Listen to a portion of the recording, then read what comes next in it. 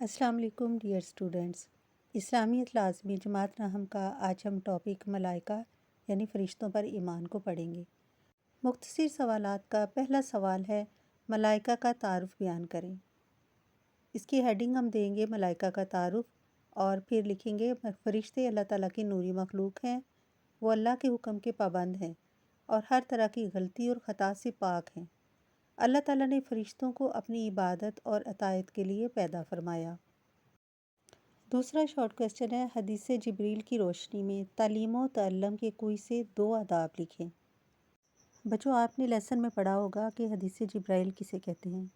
جب حضرت جبرائیل علیہ السلام نبی کریم صلی اللہ علیہ وسلم کے پاس تشریف لائے اور آپ صلی اللہ علیہ وآلہ وسلم کے سامنے بیٹھ کر اسلام کی روشنی میں کچھ سوال جواب کیے، اس کو کتابوں میں یعنی احادیث کی کتابوں میں اسے حدیث جبرائیل کہتے ہیں۔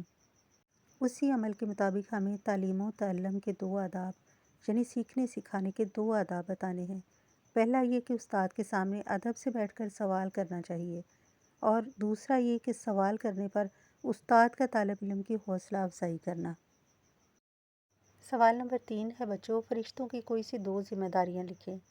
یوں تو بچوں بے شمار فرشتے ہیں اور اللہ تعالیٰ نے مختلف ذمہ داریاں ان کو سونپ رکھی ہیں، لیکن یہاں سوال میں ریکوائر ہے کوئی سی 2 ذمہ داریاں یا کچھ ذمہ داریاں لکھیں۔ بچوں، آپ جانتے ہیں کہ انسان کے نیک اور برے اعمال فرشتے لکھتے ہیں۔ رزق پہنچانا اور بارش برسانا، انسانوں کی روح قبض کرنا۔ نیکسٹ بچوں ہم پڑھیں گے ملائکہ یعنی فرشتوں پر ایمان کے حوالے سے جامع نوٹ تحریر کریں۔ سب سے پہلے آپ ایک ہیڈنگ دیں گے ایمان بالملائکہ کی اہمیت۔ فرشتوں پر ایمان لانا اسلام کے بنیادی عقائد میں سے ہے۔ قرآن مجید میں بار بار فرشتوں کا ذکر آیا ہے۔ جو شخص فرشتوں پر ایمان نہیں لاتا وہ مکمل مسلمان نہیں ہو سکتا۔ اس کے بعد دوسری ہیڈنگ آپ دیں گے تخلیق ملائکہ۔ فرشتے اللہ تعالیٰ کی نوری مخلوق ہیں۔ جس طرح انسان کو مٹی سے اور جنات کو آگ سے پیدا کیا گیا، اسی طرح اللہ تعالیٰ نے فرشتوں کو نور سے پیدا فرمایا۔ تیسری ہیڈنگ ہے صفات ملائکہ۔ فرشتے اللہ تعالیٰ کے حکم کے پابند ہوتے ہیں اور وہ ہر قسم کی غلطی اور گناہ سے پاک ہیں۔ وہ دن رات اللہ کی تسبیح بیان کرتے ہیں اور کبھی سستی نہیں کرتے۔ چوتھی ہیڈنگ ہے اطاعت اور مقصد تخلیق۔